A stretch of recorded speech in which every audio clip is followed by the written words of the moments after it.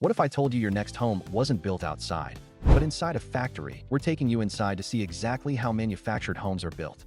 Unlike traditional homes that face weather delays and unpredictable timelines, manufactured homes are built in a controlled environment. The process starts with a solid steel frame.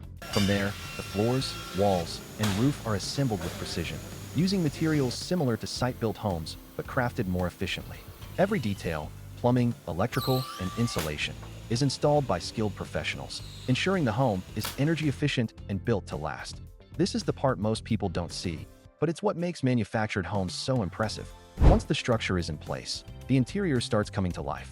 Kitchens, bathrooms, flooring, and fixtures are all installed with factory precision, making sure every home meets strict quality standards before it ever leaves the facility. Before it's ready for move-in, each home undergoes rigorous inspections to ensure safety and durability. Then, it's transported to its final location, set up, and ready for homeowners to move in.